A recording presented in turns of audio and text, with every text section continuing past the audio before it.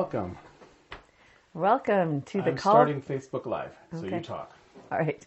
Welcome to the Call to Learn Table Talk discussion number 7. I am Trustin Neal, and I'll be your co-host today, along with I'm Tom. Tom Neal, who does the technology all at the same time. This time, we are going to be talking about recording again. This is our last week on recording. And that's going to include, today we're going to talk about to test or not to test. Yeah. This is kind of the controversy thing in homeschooling.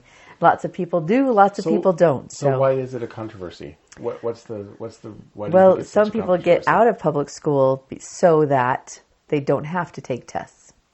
That and would then- have been me. Yeah. When I was that age, any age. Yeah. And then there's other students that, have test anxiety, and so they don't want to. Other people get out of school so that they don't have to have the homework, therefore they don't test. But then there's benchmarks that we need to have as far as some people is concerned. So we'll say some people like to have benchmarks and like to have tests, so it's a controversial thing. So today we're also going to be talking with Donna Goff. She's a well-known homeschooler in the community, and she is going to be talking to us about how she takes tests and gives tests to her kids. And it's actually quite interesting the way she asks questions and things. So. Yeah, she got me thinking different than I thought before. So Yeah. So it'll That'll be a be really interesting. good one. All right. So, but for up first and front, we are going to be talking about our topic tip. And today's topic tip is, how do you get your children to want to record or want to write? Yeah. So what would you think, Tom? Well, for one thing, I guess we've got to be interested in wanting to write ourselves. Yeah. Because I tell you, I had no interest in writing when I was at any age. I was not interested at all. And yet, I'm getting distracted because there's something wrong with over here. It's not working. Should I refresh it? Yeah, just go do it again. Okay. Okay. So you for talk me, and then I'll do it. Okay. For me, test taking recording. Sorry, we're on recording. Okay. So for me, writing was something I did not like to do. I did okay with it, but I did not like to do it at all. Yeah. So, So let me tell you how I did it, or what and my kind of parents just. did like. That's what I was trying to get to. Is my parents did like to write, and they actually wrote articles and stuff for magazines and stories and Yeah, they everything. did. But me, so it isn't just your parents liking to write and everything. Yeah. So there's more to You've it. got to have a love for it yourself. Yeah, Yeah. there's more to it. Somehow, yeah. So it says that we're not logged in. I know. So I'm So you're just going to going to fix see what's that? going Okay. on. I'm going to go on. You go for it. Okay. Yes. Okay. So teaching your children how to things, and this is what kind of just struck me is, I went through public school. I thought, yeah, I have to write, I have to read. These are the things I do for school. But it wasn't until after I started looking up what the Lord does that it really struck me the importance of learning to write and learning to record well. And some of those examples are Adam and Eve wrote a record. So they already knew how to write when they were on earth. And so they wrote a record, and then they used that record to teach their children how to read and to write. That's powerful. That's really, really powerful, I think. And more examples is that Nephi, after even leaving, Lehi sent Nephi and his brothers to go back and get the records. And because of the importance of it, so that we won't become ignorant, right? But one of my favorite examples is Christ. When he came, he says, "Let me see your records." Oh, yeah. Now, if he wanted to see the records and see the journals, and he already knew the stories, I think that's pretty significant. That's really pretty significant. And I think part of that, what it was interesting, it's always been interesting to me is he wanted to see them, and then he went on further and said, wait, there's some things missing here. He wanted to see if they were complete. Let's as an example, he's, okay, let's get this, you're missing something, let's get it in there. Yeah. Samuel the Lamanite wasn't written in there, and I want that in there. So making sure that the things that we're prompted to write about, that we write about, so important. And then, of course, the angels in heaven rejoice over your recordings. That I think is a beautiful thing. I could almost imagine, angels watching you and you writing in your journal, and they're like, "Yay, she's doing Yeah, but I think it's probably more to do with they're rejoicing because they're seeing something being written down that's important. Yeah. And so they're rejoicing that was done to be remembered. Mm-hmm. And they're pulling for us. So angels in heaven, I don't look at it just as this host of angels around God being happy that we're recording. I see it as our guardian angels. Yeah, yeah. Who are like, Tresta, yes, write that down, because if you write it down, then so-and-so's going to get it. Yay. Yeah, yeah. That's why, or you're going to need this later. Mm-hmm. And then you'll see it. Yeah, yeah. And I think that's I why. agree. I Yeah. think that's why. Because then, angels. if I'm the guardian angel telling you, encouraging, excited that you did it, the reason I'm going to be excited that you did it is because later I can kind of nudge you and remember to go back and read it. If for yourself or something. whatever Yeah, it is. yeah. And also that we keep a book of life. In the book of life, that your thoughts and your actions and your testimony is recorded there. So once you make that recording, it's recorded too. So it's important. That's how I would teach my children how to record it, and the importance of recording and why. Yeah, or the purpose of recording is so that they can learn, so that they know that God thinks it's important. Therefore, they should too. All right. So up front. Okay, up front. Is Donna Goff. Okay. So I got to have 3 hands here. All right. You click here, and I'm going to switch the camera on the Facebook Live. And you're going to tell me when? And go ahead and click it now. Okay. Some moms ask me, well, what about testing? Well, it's remembrance. This concept of the scriptures is something about the Holy Ghost, that he brings things to your remembrance. Mm-hmm. And so I would ask the children, what's the scripture that we're memorizing this week? Instead of me telling them, having them draw it out, they know they're going to get hit with the question again. What does that scripture mean to you? And the Spirit guides. Some of that water coming in, the Spirit. And what about, where are we in the classic that we're reading? Can you tell me what the story is, how far we've gotten in the story? Because we missed last week, or whatever, and so they'll retell the story, and I think that we were here, and so we would continue great on there. I love your word, remember. If you can just help them to remember by asking them questions. It's beautiful. Or who's the noble person we studied this week, or the artist? What was the artwork? What can you tell me about that artwork? What was the music that we listened? Was it peaceful, or did it make you want to get up and exercise? Tell me, how did that music make you feel? Yeah. Was it empowering, or was it just bringing that calm that you needed? And what can you tell me about the mathematician or the scientist? Or I've got the whiteboard up here. Can you demonstrate what the math concept is that we last covered? So it only takes a few minutes to review, but that review or that remember is also a test. Yes. And you can tell if your child knows it cold, or if they're just thinking, what? I don't remember what the next step is. And then I can add, remember? You do that. Yeah. And when I'm doing the gateway part, I like to start with, what do you know about this? Because we started with prayer, we started with the scripture study. When I ask, what do you know about this, that takes the wind out of the sails of the one who wants to whine and say, I already know this. Yeah, yep. Ooh, now good. all of a sudden it That's makes good. them junior teacher. Oh, well, yeah. I know about Caravaggio. Let me tell you about Caravaggio. And they'll tell all they know about Caravaggio. And then you'll think about it and say, well, you did a great job. That's what we're covering this week. And maybe you don't need to add any more. Yeah, and maybe especially you do. If they already know it. And maybe you do. Yeah. But it's that review. All right, so there's Donna, and how she tests is she just asks questions. One of the ones, of course, that I liked, my favorite one, Tom, was to demonstrate. Will you demonstrate that problem for me? Or will you demonstrate for us this? Well, I really liked where she starts out with questions to begin with. What do you know about this subject? Yeah.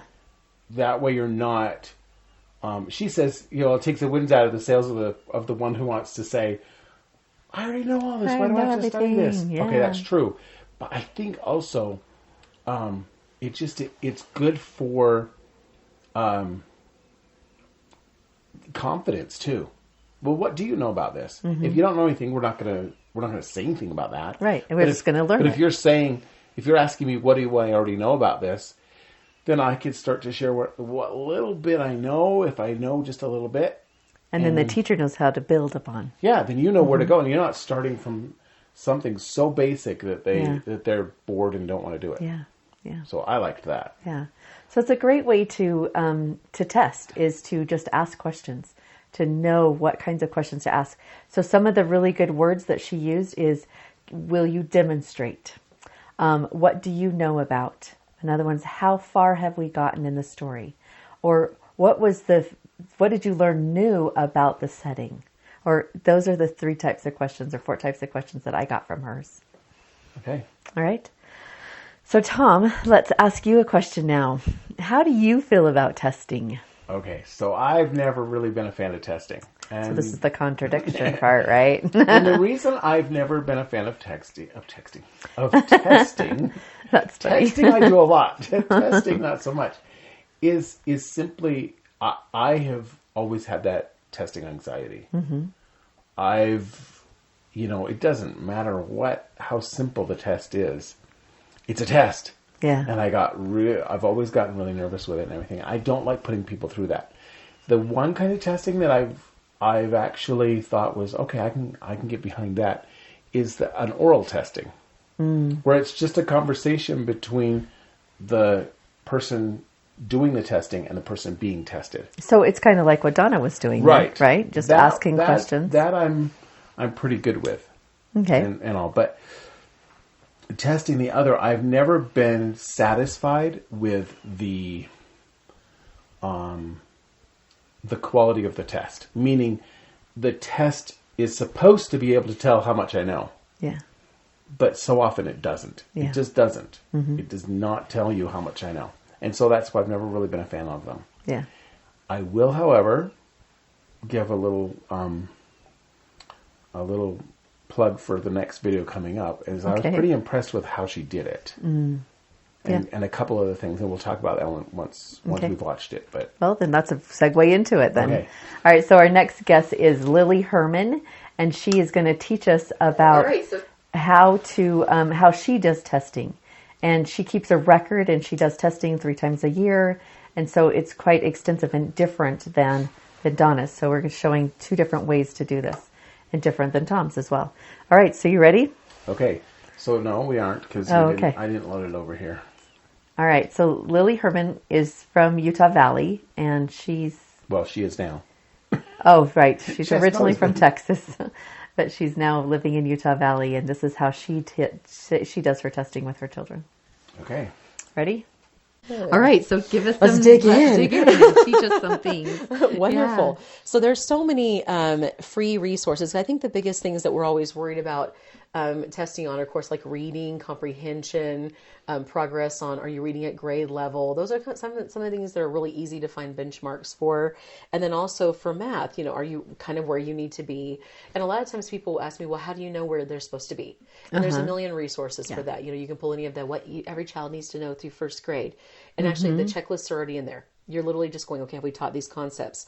I love to have those because that way during the school year, I just have those in a spreadsheet. And as we go and do an assignment that accomplishes those and they show me 95% or better accuracy on that topic, then I go check it off. Cool. Just like a teacher would. At the end of the day, yes, we're moms and we are not a full school and don't do all the administrative functions, but we need to do some. Yeah. Because we wouldn't run a business and not be on top of the progress of how our stuff is knowing, going. And in this product, we're turning out, our heirs to our fortunes and the people that will take care of us when we're old. We probably want to make sure that that's a quality situation. Yes.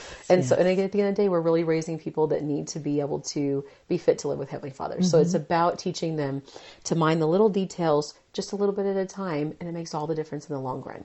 Let's get that, car airplane angled back in the direction that it needs to go.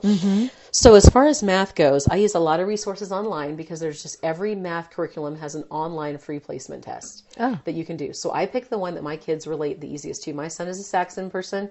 My daughter is a Math UC. I have a left brain and right brain's been debunked. But I have a very, like, Mr. Accounting personality and then Miss the Rainbows, and I wonder if squirrels have feelings. And so it's really, like, kind of one and the other. So I pick whichever tests online give me the information that I need. Okay. And what I'm seeing, so what I do is I give them a test harder than I think that they're going to be at and test their proficiency on it. And then I go backwards because then they go, oh, this is great. Now, I've told a lot of families, so you need to know your child's personality. If they're a defeatist, start way in advance with the easy stuff. Have them start in first grade testing when they're in fifth grade. They're like, wow, I really know everything. So that way it builds their confidence. My kids like a challenge. So I do a harder test and then back it back down and to the point where they get where they're like 95% accuracy. Then I go, okay, we're great. That level's passed. Now let's go into a level that we don't know. And I may pick up something and just start from where they don't know the information, or just go pull out the concepts they don't know, retest them. And sometimes I'll use a different test so that way they kind of maybe have that one memorized. But that's why there's so many, because you've got, Math UC, Math Mammoth, all the different testing curriculums, or all the different math curriculums have a testing placement section online, free of charge, that all of the keys that makes are in it there. really easy, doesn't it? We love that. Yeah. Free means more money to put toward field trips and fun activities like cooking in the kitchen. So, all right. Now, some of the things that I use as far as, and we'll make sure that Tressa said we'll take a little photo of some of these and put them on the site so that way everybody can look at them. But I love to use Dr. Fry's informal reading assessments. It goes to K through 8th. And I love it because it has, when you first open it, it has 22 different tests you can do for everything from homophones to do they hear phonetics, do they, picture recognition for when they're little bitty. So they have all these different ones. But I love their graded reading level assessment. It's beautiful. Oh, cool. And I do it at the beginning of the year, right before Christmas, at the end of the year. I love it when I show my kids, because I do each column. There's 3 different columns. So you can do each of those tests in a year. And I use a different pen color for each one because I'm circling and underlining the words. If they self-correct, I underline it. If they miss it completely, I circle it. I love to show them all of these pen marks on like a grade level that's ahead of them, and then show them by the end, no pen marks in that color. They go, wow. And every time it's amazing how much they progress. My daughter has severe dyslexia. So for her, this was serious because for us, this is the battle we're waging. Every day when we're doing our Barton tutoring and we're using all these tutoring services and I'm doing most all of it at home myself now. And I'm really wanting to see the progress. Am I learning what I need to learn as a tutor? And is she progressing? Can I really get her where she needs to be? And watching her bump grade level after grade level up was like, wow, I needed that to build my happiness and my confidence as a mom and a homeschool tutor. And for my daughter, what to teach her that way too, right? Beautiful. Oh, Trusted. Beautiful. So that's one of the things I love. I also use like Krabs McCall, like just the standard. Some of the things, I mean, the books are cheap. You can get them on Amazon. You can check them out from the library. I like those to just say, is your reading comprehension where it needs to be? Are you understanding the things that you need to read? And I like it because a lot of the passages in there are very friendly, or they are character building or whatever. And you're welcome to go online. There's beautiful resources online that are about character building, or they use the Constitution, or they use other things that I really feel are just great for, like, again, these are opportunities for us to take things from the other parts that we would like for our kids and combine them into this, because that way they're reading a passage that we feel is building another skill or reinforcing something that we've talked about.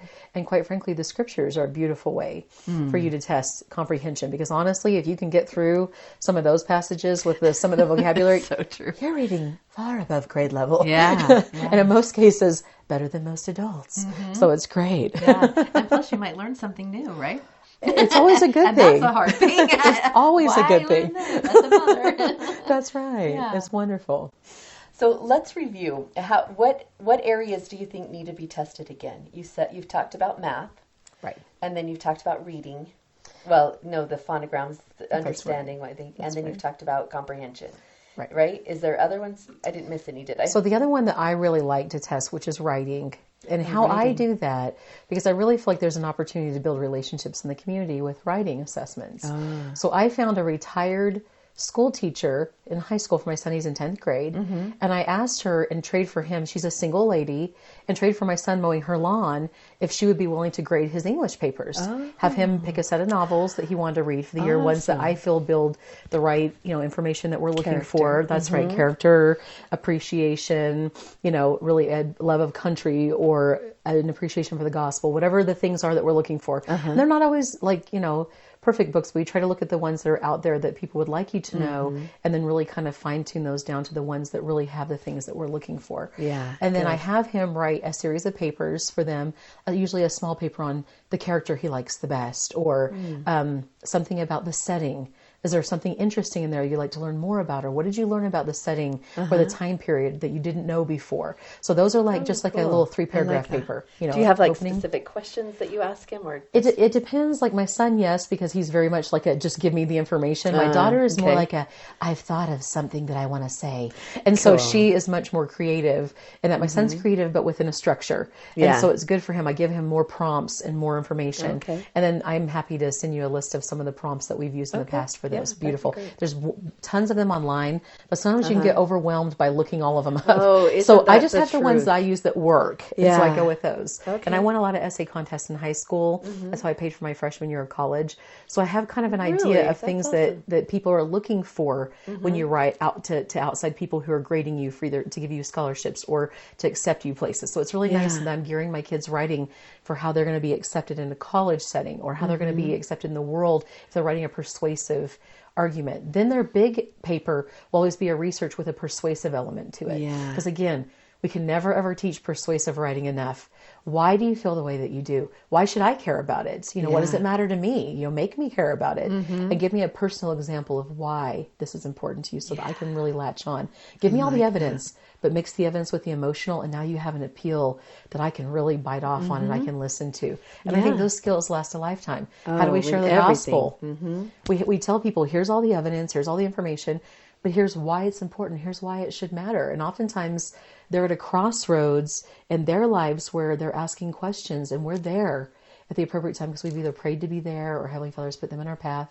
And we can actually give them the information they need to make a really great decision, because we've given them all the evidence. This is what happened in the garden, the grove, and this is what's going on with all of that. But here's why. So here's why the restoration, what happened, and here's why it's important. And those things matter. And then so your personal feelings. That's right. So really, everything that we do in writing is about teaching missionary work, and everything we do in public speaking is about teaching missionary work, because it's all about being clear in our speech and the way we do things. So I don't know, Tresta. Again, they all have to it all has to be a great big whole, right? It all has to translate into knowledge that has power for a purpose. And I think that's important. Okay. So that was cool. Wow, she had lots of information, didn't she? Well, she's just an amazing person anyway. I mean, everything she's fun to watch. This is what I really love about her, is that she is so extroverted and very animated and very laughing all the time and stuff. But she's also knows how to keep records and keep she kind of debunks all the personality tests out there. Is that she can do it all. Well, but that's a good help for all of us. Because she said when she came in and started talking, she goes, people are always amazed that with her personality, she's so good with recording. That she's an accountant. But it just goes to show that none of us really have an excuse. Yeah, that's right. So what were some of your favorite things about her? Well, okay, so so I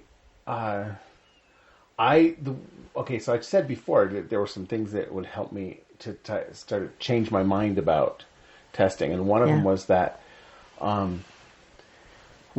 the way she tests. One of the points she made was she uses the things that will help her know where her kids are at. It's not what somebody off in La La Land has decided what she should learn about, what they should know, but what she needs in order to be able to teach. And that way, she can do it as she's talked about several different tests from math books, or just sitting down and having those questions and talking to them about it. And if I'm doing it so that I can find out what's best for me to be able to teach, then there's lots of ways I can do it. which allows me to say, okay, maybe the testing isn't such a terrible thing after all. So if it's just for your family and just for yourself, right, then rather than for some entity. Yeah, I agree. And so she talked about math testing, reading testing, comprehension testing, and writing. And I think all of those are the core subjects, right? Of course they have those online resources for free. That totally makes sense. Yeah. But I didn't even think about it. So that's really good. Yeah, that's right. So awesome. All right, so up next is our topic tip. And this one is, what do you write? Now, some people, especially youth, when I teach youth, it is like, okay, what do I write down? A daily journal is boring. So I went to the scriptures and I found out what do we require? In teaching No Greater Call, there is a section on there, on a whole section on journal writing. And he says, these are the things that we need to write down. You write down your notes, your impressions, your plans. Now that one I have not ever done. But that's a writing good one. down your plans. Yeah. I guess I kind of have. Oh, well, there you go. Well, because, okay, I think a couple of weeks ago we talked about how one of my journal things is that I write down things that I think of in the middle of the night. So I can because you tell me to do that all the time, to get them out of my mind so that I can go ahead and go to sleep. Yeah. But so that's something that you're going to be doing, your plans. Yep. And the other things is pictures. Pictures are also a way of keeping record and knowing where you've been, what you're doing, who you're with. The other two things is your experiences, what you liked about, what you didn't like about it, and then your progress relating to what you're writing about. So I thought progress is something else I don't write about very often. I do have several journals, and I do keep journals, but there are things I can improve on. Well, that's a lot about what Lily was actually talking about, being able to see that progression and seeing that at first, you've got all these marks as to what you still need to work on, and then later she shows them, hey, look how much you improved. There's no marks at all. You're doing great. Yeah. So, and there's a very great talk by President Spencer W. Kimball on journal writing that you need to go. Either go to lds.org or you can go to the PDF that's about this conference or about this table talk, and it will have that quotation in there for you with what things you can write about. And he lists 4 paragraphs full of things. So we didn't want to bring that and take your time at this time. We're already taking time, extra exactly. time today. We're having a challenge getting this all fit in. So. All right. So those are the types of things that you can write about. Now, this is my favorite part. This is our training tip. And today's training tip is on word treasure hunts. Now, we've talked a lot about testing. We've talked a lot about living textbooks. We've talked about books of remembrances in this. But I wanted to not forget the word, just the one word. And so we call them the treasure hunts. This is a treasure hunt we're looking for our own definition of this word. Not going to the dictionaries and finding that dictionary and saying, oh yeah, that's what the word means, right? We're finding our own personal definition of that word. And when you say that, I think what you're saying too is not just that, that's okay. Not just that the definition for me, but for what does that mean for me, this word for me when I'm using it in my life. Yeah. Because I like that. Otherwise it's really how can I use this word anyway? Yeah. So how do we do this? We go on a search. Okay. We go on a search to look for the treasure. We have to have a map, a way to think. So we have to find our clues, and the clues are often found in the 1828 dictionary. So you go there to find the clues. Once you find your clues or other words to look up, then you look up more clues until you've found enough that you can go either to the scriptures, to the words of the prophets, to wise men that are out there, and read more about what they say about this word. And I was just thinking about one of the words. The word is temperance. And I remember listening to a talk in General Conference about the word temperance, and his whole talk was on the word temperance and how he talked about how a window is tempered and how we can be tempered like that in our souls. And I was like, whoa, that blew my mind. Anyway, so you can get to that point where you find other people that have talked about that word. And so now you're on a search. Now you're getting closer and closer. And then you go to, then you find the principles that you've learned from that word. And those are the gems. Those are even getting closer to your treasure that you're finding. And then once you understand the gems and the principles and how they relate to you, then you can write out your own definition and then beautify it and purify it and make it better until it becomes a treasure to you. Isn't that awesome? I love word treasure hunts. Well, and I was just thinking, perfect example, you brought up that temperance. And, without that kind of study, I would never have thought of temperance. To me is always to do with being, tempering something you're doing, like not going ballistic on things or things like that. And that temperance has more to do with the strength. Yeah. The strength of the glass, or the strength of your soul, or the strength of your emotions, or the strength of... Exactly. Yeah, it's so cool. So without that treasure hunt, you don't get it. Yeah, exactly. And so words matter. Words, just one word, taking and doing a treasure hunt. Now, how often do you do it? I do it once a month. Maybe every 6 weeks. But it's still, we have a collection of words. Yeah. And some people do it often. Some schools do it once a week. Some do it more often. And so this is just a writing tool. And once you get really good at finding these treasures, then you're increasing your skill, but you're also increasing your character. And I think that's really important. All right. I think we can conclude now. Yeah. Wow. That was a whirlwind today, wasn't it? Yeah, so, you got a lot of information. Tons. Well, and I love these resources that we're bringing in that people can look at. So some announcements as we end today. So some of the things are, be sure to check out some of the past videos if you didn't get a chance to see those. And our next Call to Learn conference session is the March session, which is all about marriage. You don't want to miss that. That's pretty. It was pretty powerful really great. When we were interviewing. We'll have the Rinless Spockers will be there, and we'll be talking as well. Marriage, it's a really cool thing. So you're gonna really like that. So that's the second Saturday in March, March 11th, and then of course TableTalk next week. We will be starting our new topic, and so come join us for that. Our goal is to keep this Facebook Live going as well, having Facebook Live at the same time. And our new technology isn't quite here yet, so once we get that set up, we'll be able to do it all in one. It'll be seamless. You won't even notice the difference, except that you'll get to do fun Facebook Live things and be able to catch us on Facebook, as well as in the webinar setting where you can ask questions more easily. Sounds good. Any other announcements for today? I think that's so. I know that you have a quotation for us because you always have a quotation. Yes, I do. So this quotation comes from a pastor. His name is I think I wrote it down. Pastor Rick Warren. And he was giving a speech to a group of ministers. And this is what he said. He says, behold, and I want you to see the contrast in this. Behind every publicly successful ministry, there is a private pain. Pain is God's megaphone. Isn't that like beautiful? Pain is God's megaphone. Now here's where it relates to today. There is no testimony without a test. Isn't that powerful? Just by itself, you're thinking, I'm not testing, I'm not going to test. And then all of a sudden, whoa, how can I gain my testimony without a test? There is no message without a mess. There is no impact without criticism. So, brothers and sisters, I just want to leave you with just knowing that testing is the Lord's way of helping us to feel confident about ourselves. So enjoy the tests. So what you're saying is tests don't have to be necessarily fun, so they can be the kind of tests where we're dealing with something.